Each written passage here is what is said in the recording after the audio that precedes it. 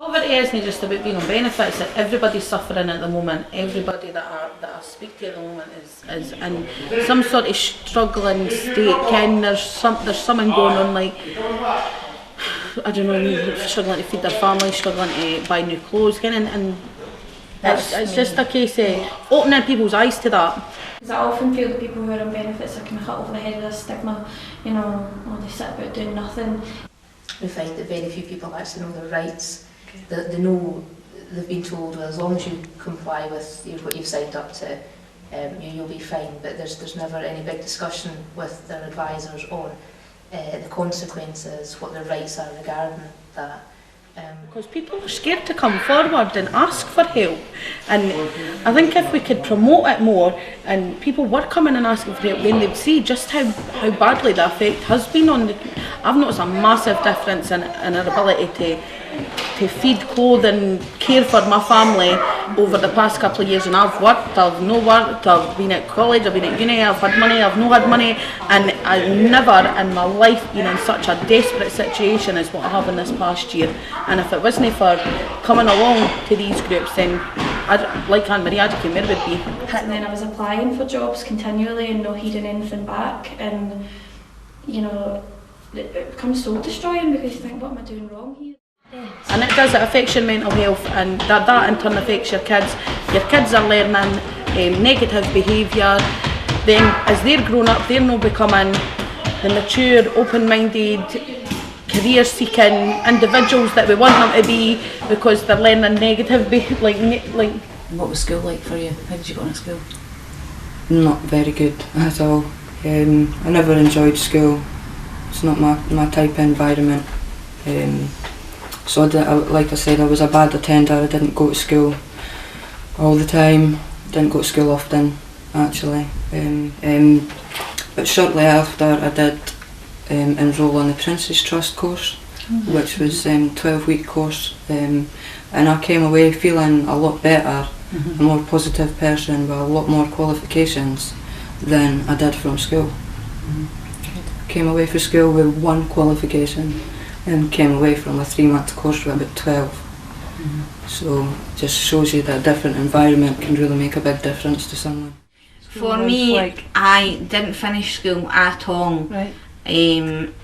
Both parents were heroin addicts, so therefore I had the choice to go to school. And obviously at that age, if any kid at that age has the choice, what are they going to choose?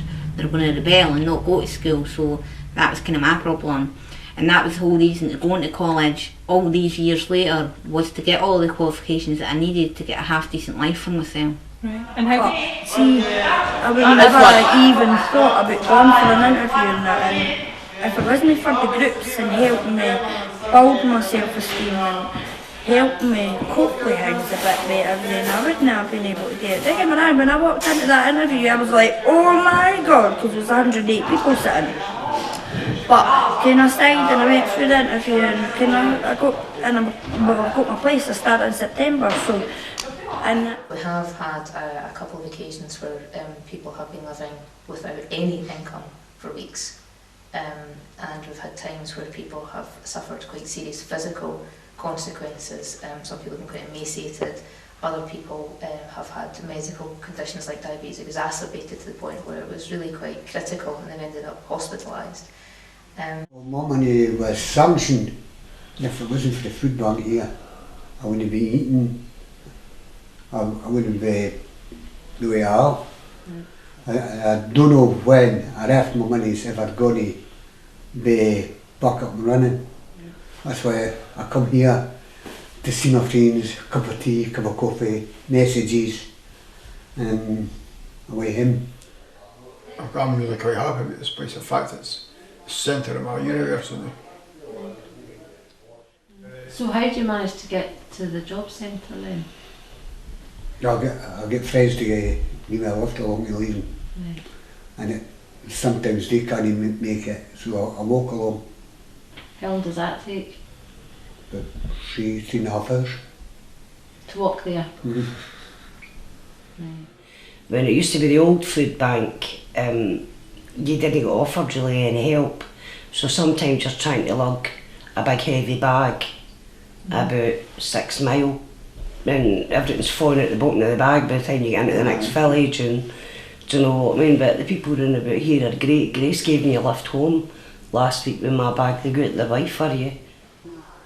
The DHS from leaving, the job seeker was the DHS would expect me to go to a computer in the library and answer and click on a link for 5-6 jobs a week, or every 2 weeks or whatever, in order for to give evidence to them when I go over back there to give them evidence that I've been looking for work, and then I get on the bus and I come back.